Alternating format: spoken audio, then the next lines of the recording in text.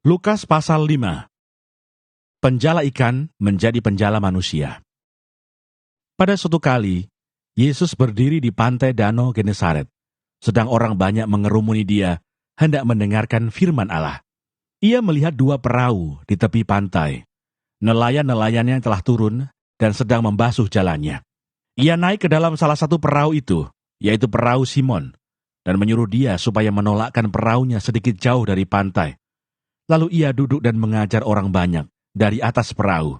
Setelah selesai berbicara, ia berkata kepada Simon, "Bertolaklah ke tempat yang dalam, dan tebarkanlah jalamu untuk menangkap ikan." Simon menjawab, "Guru, telah sepanjang malam kami bekerja keras, dan kami tidak menangkap apa-apa. Tetapi karena engkau menyuruhnya, aku akan menebarkan jala juga." Dan setelah mereka melakukannya, mereka menangkap sejumlah besar ikan, sehingga jala mereka mulai koyak. Lalu mereka memberi isyarat kepada teman-temannya di perahu yang lain supaya mereka datang membantunya. Dan mereka itu datang.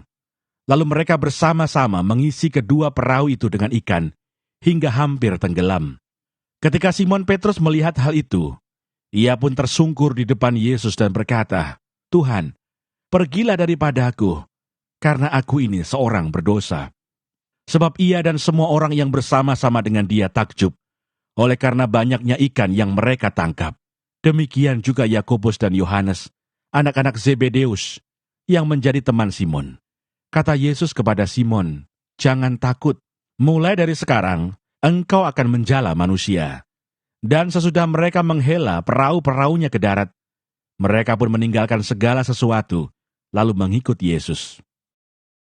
Yesus menyembuhkan seorang yang sakit kusta. Pada suatu kali, Yesus berada dalam sebuah kota. Di situ ada seorang yang penuh kusta. Ketika ia melihat Yesus, tersungkurlah ia dan memohon, "Tuan, jika Tuan mau, Tuan dapat mentahirkan aku."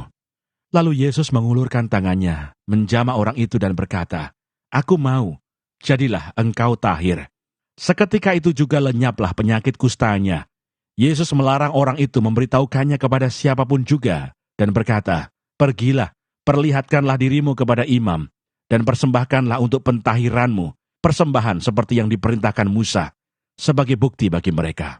Tetapi kabar tentang Yesus makin jauh tersiar, dan datanglah orang banyak berbondong-bondong kepadanya untuk mendengar dia, dan untuk disembuhkan dari penyakit mereka. Akan tetapi ia mengundurkan diri ke tempat-tempat yang sunyi dan berdoa. Orang lumpuh disembuhkan. Pada suatu hari ketika Yesus mengajar, ada beberapa orang Farisi dan ahli Taurat duduk mendengarkannya. Mereka datang dari semua desa di Galilea dan Yudea dan dari Yerusalem. Kuasa Tuhan menyertai dia, sehingga ia dapat menyembuhkan orang sakit. Lalu datanglah beberapa orang mengusung seorang lumpuh di atas tempat tidur. Mereka berusaha membawa dia masuk dan meletakkannya di hadapan Yesus. Karena mereka tidak dapat membawanya masuk berhubung dengan banyaknya orang di situ.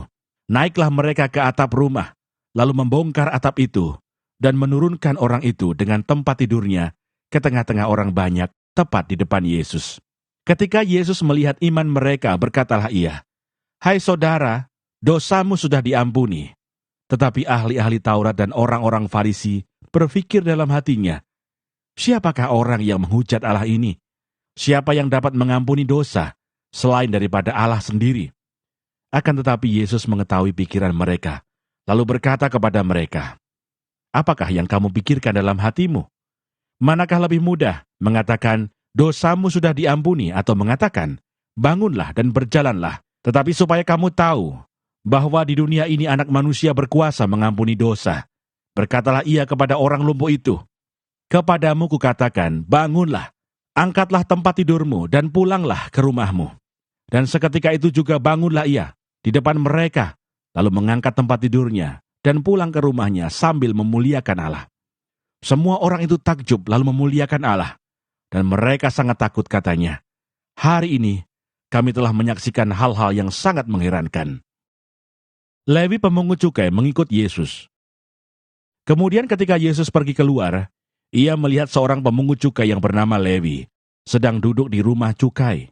Yesus berkata kepadanya, "Ikutlah aku." Maka berdirilah Lewi dan meninggalkan segala sesuatu, lalu mengikut dia. Dan Lewi mengadakan suatu perjamuan besar untuk dia di rumahnya. Dan sejumlah besar pemungut cukai dan orang-orang lain turut makan bersama-sama dengan dia. Orang-orang Farisi dan ahli-ahli Taurat bersungut-sungut kepada murid-murid Yesus, katanya, "Mengapa kamu makan dan minum bersama-sama dengan pemungut cukai dan orang berdosa?" Lalu jawab Yesus kepada mereka, katanya, "Bukan orang sehat yang memerlukan tabib, tetapi orang sakit. Aku datang bukan untuk memanggil orang benar, tetapi orang berdosa, supaya mereka bertobat." Hal berpuasa. Orang-orang Farisi itu berkata pula kepada Yesus, "Murid-murid Yohanes sering berpuasa dan sembahyang. Demikian juga murid-murid orang Farisi, tetapi murid-muridmu makan dan minum." Jawab Yesus kepada mereka, "Dapatkah sahabat mempelai laki-laki disuruh berpuasa, sedang mempelai itu bersama mereka? Tetapi akan datang waktunya, apabila mempelai itu diambil dari mereka, pada waktu itulah mereka akan berpuasa." Ia mengatakan juga suatu perumpamaan kepada mereka. Tidak seorang pun mengoyakkan secarik kain dari baju yang baru untuk menambalkannya pada baju yang tua. Jika demikian, yang baru itu juga akan koyak, dan pada yang tua itu tidak akan cocok kain penambal yang dikoyakkan dari yang baru itu. Demikian juga tidak seorang pun mengisikan anggur yang baru ke dalam kantong kulit yang lama, karena jika demikian, anggur yang baru itu akan mengoyakkan kantong itu, dan anggur itu akan terbuang, dan kantong itu pun hancur.